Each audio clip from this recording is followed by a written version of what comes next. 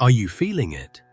A strange sensation that time is running out and that something big needs to happen in your life before 2025 ends. If you clicked on this video, it wasn't by chance. There's a message that needs to reach you, and this is your last chance to hear it. Pay close attention. In the next few minutes, I'm not going to talk to you about positive thinking or the law of attraction. I'm going to show you why your life seems stuck, why you repeat the same cycles, and why that feeling of emptiness never goes away. And the truth is, there's an invisible system designed to keep you exactly where you are, tired, distracted, and waiting for a change that never comes. But there's a flaw in this system, a key. And this key has been hidden from you for millennia. Thoth, the ancient guardian of wisdom, left a code to break this programming. If you're here, it's because you're ready to receive it. What I'm about to reveal isn't a theory. It's an instruction manual. Stay with me until the end, because understanding this won't just change your life. It will start a new one. If you feel you're at your limit and ready for a change, comment now, "I am ready." Man is not the sum of what he has, but the totality of what he does not yet have, of what he could have. The system we live in is designed to keep us distracted. Cell phone notifications, alarming news, the constant pressure for productivity, all of this creates noise that drowns out that inner voice. The goal is to keep you on autopilot, focused only on the next step in your routine. Wake up, work, pay bills, sleep. Because a person who is merely surviving doesn't have time to question. They don't stop and ask, why do I feel this emptiness? Why does it seem like I'm just repeating the same days? This silent echo is the first crack in this programming, a reminder that there is something more, something you've forgotten about yourself and about life. What if this calling isn't a coincidence? What if it's perfectly synchronized? Think about it. It doesn't come when everything is going well, but precisely when you're at your limit, when the routine has become unbearable, even if you won't admit it. The question is, are you willing to stop the noise for a moment to listen to what the silence has to say? Most people aren't. They feel the echo, are startled by the strangeness of the sensation, and quickly turn on the television, grab their cell phone, or immerse themselves in work to drown out the call. They choose the familiarity of discomfort over the uncertainty of change. But not you. If you're here, listening to this, it's because a part of you has decided not to ignore it anymore. You felt the knock on the door, and instead of pretending you didn't hear it, you're wondering who's knocking. And that simple curiosity is the first step that separates you from the sleeping crowd. But hearing the call is one thing. What it awakens within you is something completely different and much more intense. After that silent echo, after you start paying attention, something else stirs. It's no longer a subtle pause, but a constant discomfort. A restlessness that doesn't come from boredom, but from a deep dissatisfaction with what was once comfortable. Your favorite chair no longer seems so cozy. The usual conversations about the same problems and the same people suddenly seem unbearably empty. It's as if you were wearing shoes that overnight became too small. Each step becomes a painful reminder that you no longer fit there, that something urgently needs to change. This feeling isn't a sign that you're lost or that you've gone mad. On the contrary, it's your soul, your true essence, finally waking from a long sleep. It's telling you that the map you've used all your life, the one society, your family, and your own limiting beliefs gave you, no longer leads to the destination it longs for. The life you've built with so much effort, which is perhaps even admired by others, is beginning to feel like a cage. It may be a gilded cage with comfort and security, but it's still a cage, and your soul no longer wants security. It wants freedom. This restlessness is a call to action. It's a force pushing you away from the safety of the known, away from the predictability of your routine. You can try to fight it. You can try to convince yourself it's just a phase, that you just need a vacation or a new hobby. But this force is relentless. The more you ignore it, the stronger it gets. It manifests as anxiety for no apparent reason, as irritability with things that didn't bother you before, or as a deep sadness that arises out of nowhere. It's not depression, it's your vital energy refusing to remain stagnant. This is where many people panic. They try to fill this void with more things, more distractions, more noise. They buy a new car, change their hair, start a relationship just to avoid being alone. But none of that works because the void isn't external. The restlessness is an internal fire that can't be extinguished with external water. It's burning the foundations of your old identity, the person you thought you were. And this fire is demanding that you look inside and ask yourself, who am I really beneath all these layers of expectations and conditioning? This is the point of no return. The sacred restlessness will not leave you in peace. It will continue to nudge you, provoke you, making your comfort zone increasingly uncomfortable. It does this for a reason, to prepare you for what comes next. Because to build something new, you first need to demolish what is old. Your soul knows this. It knows that you cannot take your old baggage to the new territory it wishes to explore. And this force, this restlessness, is about to gain a power that you can no longer ignore. She's going to stop just whispering and start acting. The energy that was once just an inner discomfort will now begin to leak into the outside world, influencing your reality in ways you can't control. The restlessness no longer just wants your attention, it wants action. And if you don't act of your own accord, if you continue to resist the call to movement, the universe will find a way to force you to move. What was once just an uncomfortable feeling is about to transform into concrete events in your life. And that's when things start to get really strange. The necessary collapse. This is where things start to get strange. That inner restlessness, that force that pushed you toward change, now begins to manifest in the outside world. Plans that seemed certain, in which you placed all your hope and energy, crumble overnight, without warning and without a logical explanation. That promotion that was practically yours is given to someone else. The project you worked on for months is cancelled. The trip you planned for so long is postponed indefinitely. Everything that represented a safe and predictable path begins to dissolve before your eyes. And it doesn't stop there. Opportunities that seemed guaranteed simply disappear. That contact who promised to help you vanishes. The company that showed interest in hiring you suddenly stops responding to your emails. It's as if doors that were open are closing in your face, one after another. At the same time, relationships that seemed as solid as a rock begin to crack.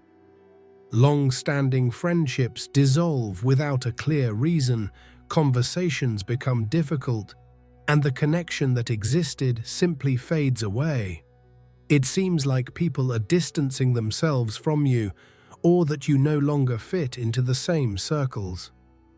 At this moment, it's almost impossible not to think that the universe is against you. The first reaction is panic and despair. You ask yourself, what did I do wrong? Why is everything going wrong at the same time? You might think it's bad luck, karma, or even divine punishment. You feel like a victim of circumstances, powerless as the house of cards you called life collapses. But what if I told you that this isn't a loss, but a cleansing? What if it's not an attack, but a rescue operation? Think of a gardener. When he sees that some branches of a tree are old, diseased, or preventing sunlight from reaching the trunk, what does he do? He prunes. He cuts away what is no longer useful, what is hindering the healthy growth of the plant. To someone who doesn't understand the process, it may seem like an act of destruction, but the gardener knows that this pruning is essential for the tree to flourish more strongly in the next season. The universe is acting like this gardener in your life. It is removing everything that, secretly, was keeping you trapped and preventing you from growing. Every door that closes isn't an end, but a forced course correction. That job that didn't work out was, in fact, a detour that would have kept you unhappy for a few more years. That relationship that ended was based on an old version of you, a person you no longer are. The universe isn't punishing you, it's protecting you from continuing down paths that no longer serve your soul. It's forcing you off the congested road and onto a new route, one that leads to a destination much more aligned with who you are becoming. What seems like total collapse is, in fact, the creation of an empty space. Life is clearing the land, it's removing old furniture, tearing down moldy walls, and ripping up worn flooring. Right now, all you see is dust, rubble, and chaos. It seems like you've lost everything, but this emptiness is the most precious thing you could receive right now, because you can't build a new house on land that's already occupied. And it's what will begin to emerge in this empty space that finally reveals the true and surprising purpose of all this crumbling. In the midst of chaos, in the silence that follows the collapse, something new begins to emerge. It's not noise, it's not another loss, but a deep and unexpected calm. And in that silence, a clarity begins to whisper. For the first time in a long time, perhaps for the first time in your life, you know, with a certainty that doesn't come from the mind, but from the depths of your being, what you no longer want. It's not a thought, it's a feeling. It's your body saying enough is enough to situations, people, and energies that you've been tolerating for years. This clarity is the first light that appears after the storm. This new realization isn't aggressive. It doesn't arrive with anger or resentment for the past. On the contrary, it's serene and unwavering. You simply look at certain dynamics in your life and realize, with an unsettling tranquility, that they are no longer part of you. It's as if a veil has been lifted from your eyes. You begin to feel a magnetic pull towards something you may not even be able to name yet, a path your logical mind doesn't understand, but that your body and soul instantly recognize as true. It's a call home. This is the moment of the inner click. It's a sudden alignment between what you feel and what you think. Something that may have been in conflict your whole life. The fog of confusion, doubt, and self-sabotage doesn't disappear completely, but it thins enough for you to clearly see the next step ahead. Not the entire path, not the final destination, but just the next step. And, for the first time, that step doesn't seem scary. It seems right. It seems inevitable. It's as if an internal compass, broken and spinning aimlessly for years, suddenly starts working again. The needle stops trembling and points steadily in one direction. And that direction doesn't point to what's easiest, safest, or most accepted by others. It points to what's true for you. It guides you away from what drains your energy and towards what nourishes you, what expands you, what makes you feel alive in a way you may have forgotten was possible. People around you may not understand this change. They may question you, try to pull you back to the person you were because your newfound clarity might threaten their comfort zone. They saw you as predictable, and now you're not anymore. But the voice of this inner clarity is stronger than any external opinion. You stop seeking validation outside yourself because you found a source of certainty within. You begin to trust your intuition more than the well-intentioned but misaligned advice of others. This new direction, this first step, guided by your inner compass, will lead you to a place your old mind never expected. It may be a place of apparent uncertainty, a path without guarantees. But despite the lack of a map, you feel a peace you haven't felt in a long time. You know you're on the right path, even without knowing exactly where it leads.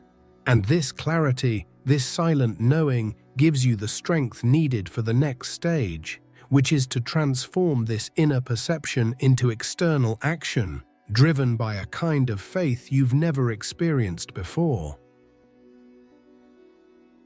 Blind trust. With this newfound clarity, something fundamental changes in your attitude towards life. You stop fighting. You stop resisting the current that once frightened you. You stop trying to fix what's broken, to revive what's already dead, to cling to the wreckage of your past. The energy that was previously spent on worry, control, and resistance is now released, and in place of effort, a fluid movement emerges, a dance with the unknown. You begin to move with a different kind of confidence, one that doesn't come from certainty of the outcome, but from an unwavering faith in the process. This confidence leads you to act in ways that your former self would consider madness.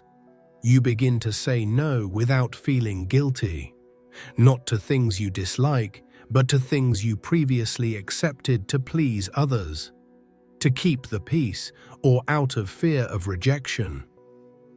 Each no said from this place of clarity becomes a powerful yes to yourself, and, similarly, you begin to say yes without hesitation to the impulses of your intuition, even if they don't make logical sense. A yes to that random course, to that unexpected trip, to that conversation with a stranger. The people around you, accustomed to your old routine, definitely won't understand. They might call you reckless, selfish, or irresponsible. Why did you quit that stable job? They'll ask. Why did you end that relationship that seemed perfect? They judge you from the perspective of the matrix of security and predictability, the very matrix you're escaping, but for the first time, their opinions no longer affect you in the same way. You're no longer seeking external approval, because your validation now comes from within. You realize you're following a flow, an invisible current of synchronicity and guidance. The right things start appearing at the right time. The right person calls you.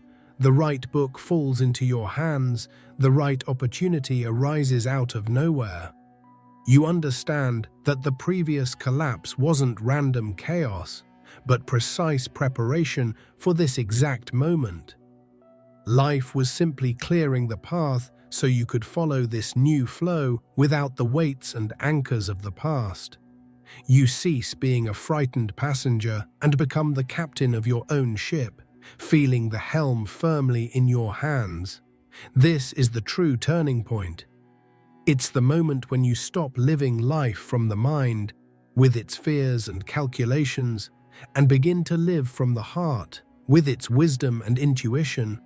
You learn to trust the discomfort of transition, knowing it's just a sign that you are expanding. You exchange the need for control for surrender to the intelligent flow of the universe. You feel guided, supported, and above all free in a way you never imagined possible. But this confidence, however powerful, is only the beginning of your mastery. Trusting when everything is flowing is easy. The true test of your newfound faith comes when the flow seems to stop, when the current carries you towards seemingly insurmountable rocks. That's when the fear, which was dormant, resurfaces with full force to test you.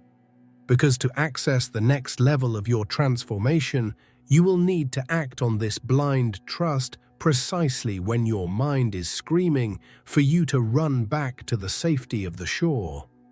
Just when you start to feel comfortable in this new flow, when confidence becomes second nature, life presents you with its greatest and most terrifying test. It's not an external obstacle like the ones you've faced before. It's an internal enemy. Your deepest fears, your oldest insecurities, all the wounds and traumas you've spent your whole life trying to hide, suppress, or ignore, suddenly emerge before you. They materialize as an invisible wall, blocking your path and challenging every step you've taken so far. It's the subtle but poisonous voice that whispers in your mind in the middle of the night. Who do you think you are to deserve this happiness? You're not good enough.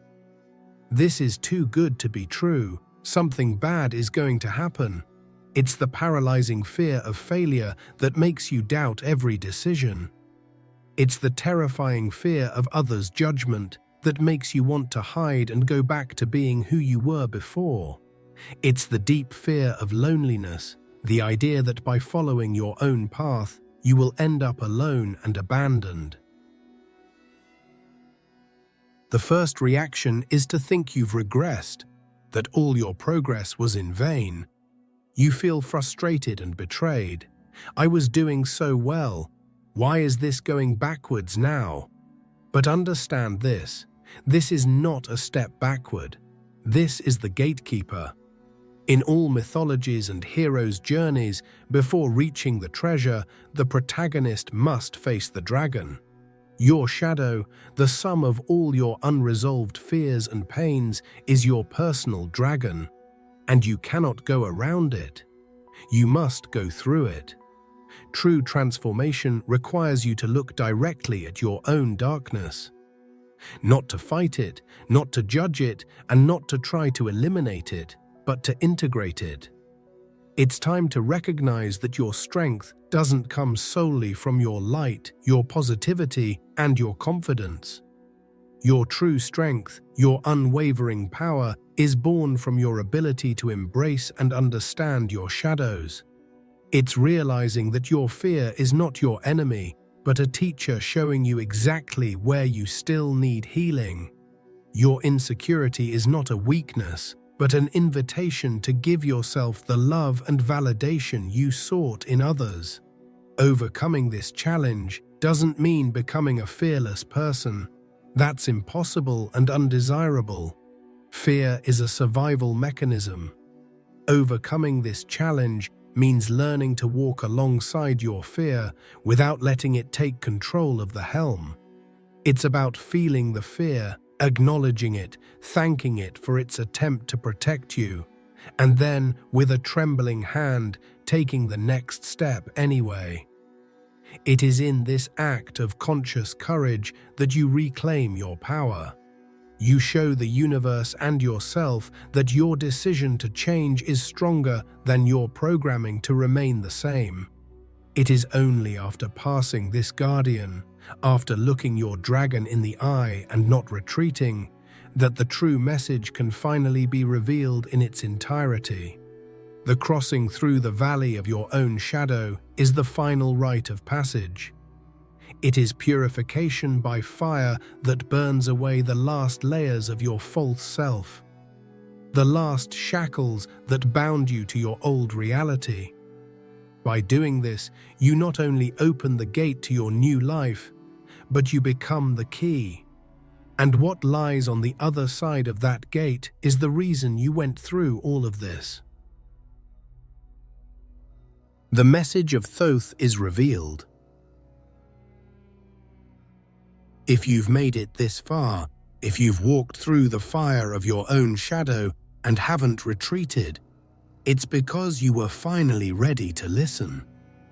The message that Thoth, the ancient scribe of the gods, the architect of wisdom, wants you to understand before the end of 2025 isn't written on a dusty stone tablet or hidden in an undecipherable hieroglyph. The message has been unfolding before you all along. It is the fabric of your own journey. Every step you took, every challenge you faced, was a word, a phrase, a paragraph of the revelation. The echo in the silence was the first letter. The restlessness that awakened you was the first word. The necessary collapse was the first sentence, clearing the page for what needed to be written. The clarity that whispered was the punctuation, giving meaning to the chaos.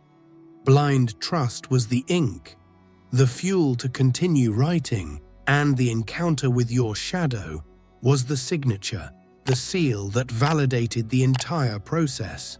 You weren't reading a message, you were becoming the message. And the message is this: simple and devastatingly powerful. You are not here to find a new life. You are here to build it.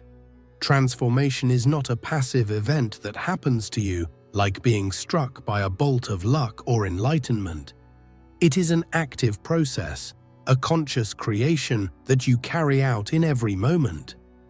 Your new life is not waiting for you somewhere in the future, behind a door that will one day open. It is waiting to be created by you now from the raw material of your present reality. Thoth, like the master architect, didn't give you a map. He gave you the tools. He showed you that you possess the capacity to dissolve the old, to break down structures that no longer serve you. He taught you to create space, to endure the discomfort of emptiness, knowing that it is the prerequisite for any new construction. He guided you to align with your deepest truth, your inner compass. And finally, he compelled you to integrate all parts of yourself, light and shadow, so that you could build from a place of wholeness, not fragmentation. The idea that an external force will save you or give you a new life is the biggest lie of the Matrix. It's the programming that keeps you waiting, powerless, for a savior who will never come. Thoth's message is the definitive shattering of this illusion. It returns your power and responsibility.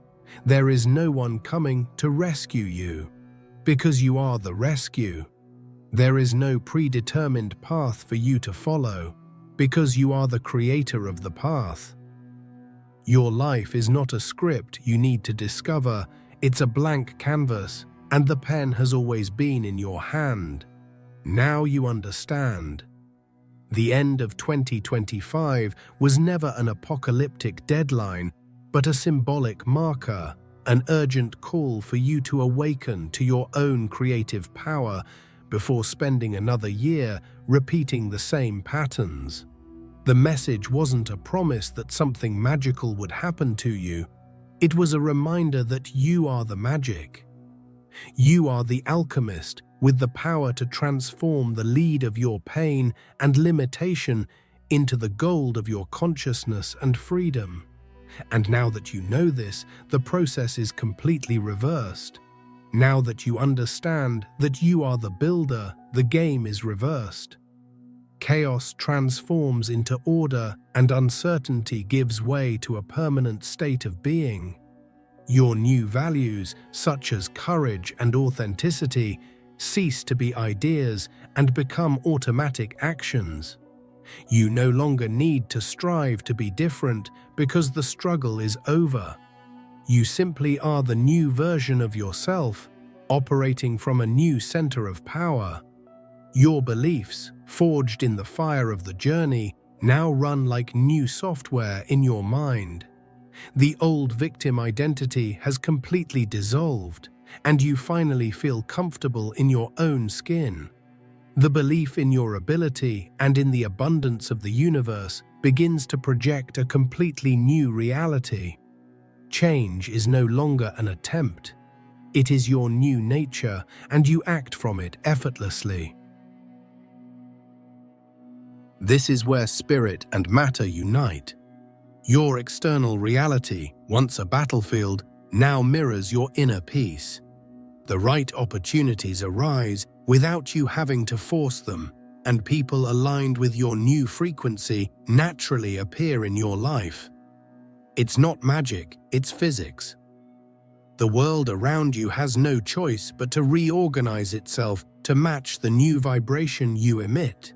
You have become a magnet, a tower of energy transmission. By shifting your internal frequency from fear to confidence and from scarcity to abundance, you attract a reality that perfectly reflects this attunement. You stop being an effect of circumstances and become the cause. The world no longer happens to you, it happens through you, responding directly to who you have become. This is the true gold of the alchemists, the solidification of your authentic self, an integrated and indivisible being that is no longer shaken by the external world, for it has become its own center of gravity. This power does not depend on anything outside of you, it comes from knowing who you are. From this place of sovereignty, the fear of the future disappears, replaced by the excitement of a creator before their work. The threshold of infinite potential.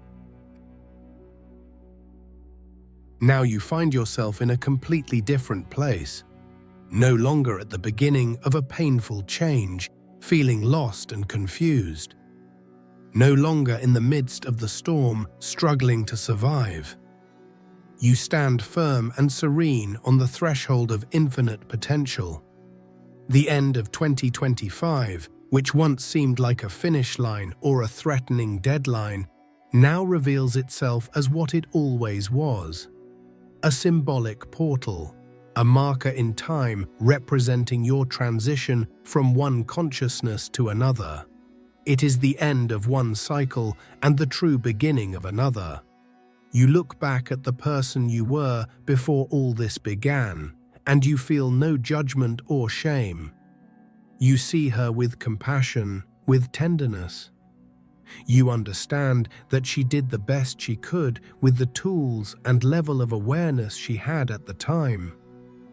You honor her, you are grateful for her journey and her resilience, but you no longer cling to it. Her story is no longer your story. You have completely disidentified from that past, freeing not only yourself, but also all the people and events that were part of it. And then you look ahead, and what you see is not a single, predefined, narrow path. You don't see a destination you need to reach. What you see is a vast, open, and luminous field of infinite possibilities. The anxiety about the future, the need to know what will happen, simply disappears. It is replaced by a vibrant excitement, the same excitement a child feels when entering an amusement park for the first time. Which ride will I choose first? The choice is mine. This is the true power that Thoth's message delivered to you. The profound understanding that the future is not something to be discovered, but something to be chosen. With every moment, every decision, every thought, you are choosing a timeline. You are collapsing a possibility from the quantum field into your physical reality. you realize that you are not a pawn in a cosmic chess game, but the player yourself, deciding where to move the pieces. Life ceases to be something that happens to you and becomes something that flows through you and from you. The journey is not over. In fact, it has only truly begun. Everything that has happened so far, from the first echo in the silence to your positioning on the threshold of potential, has been your initiation. It has been your training. It has been your preparation. The final step in this narrative is not an end, but the first truly conscious step you take in your new life. No longer as someone who is pushed by life, but as someone who walks with it, as a dance partner. Thoth's message was a wake-up call, an urgent and necessary reminder that you are the author of your own story. The illusion that you were a victim of circumstances has been shattered forever. Now, standing in this new beginning, with pen in hand and a blank page before you, the only question that truly matters is, what will you write? What story will you tell? What reality will you choose to manifest from now on? The new life doesn't unfold all at once, like a gift you open on Christmas morning. It reveals itself and builds with each conscious breath, with each choice aligned with the wisdom you have integrated.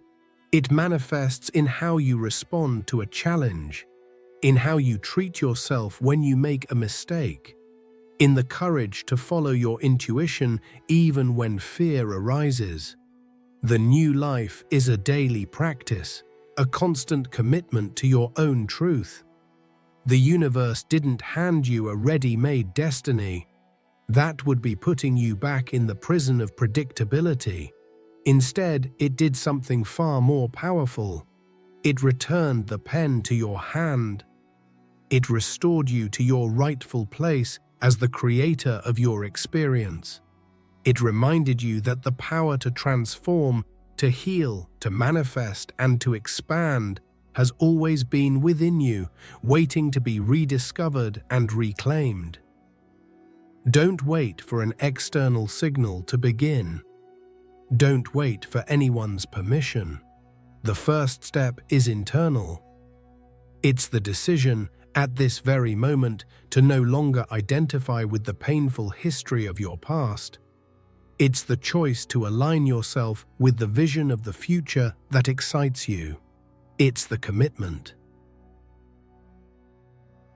If you've made it this far, to the end, you're not like most people. You heard the call and had the courage to look at the truth. This proves you're no longer willing to live on autopilot. To seal this decision and show the universe that you're committed to your new journey, leave your mark in the comments writing, "The message found me. Your presence and energy up to this point are the greatest support this channel could receive." If what we've shared here has resonated with you and you feel called to help this message reach more awakening people, there's a way to contribute more directly. In the first pinned comment, I've left a link where you can support the channel. Any help is immensely important to me and to the growth of this work, allowing more content like this to be created. But understand, the simple fact that you watched until the end and perhaps shared this video with someone who needs to hear this is already a huge help. And before you leave, your journey today doesn't have to end here. Transformation is an ongoing process. That's why I've prepared a special video for you to take the next step, content that will delve even deeper into what we've discussed and give you practical tools. Don't leave yet. Click on the video that's appearing on the screen now, and let's meet there.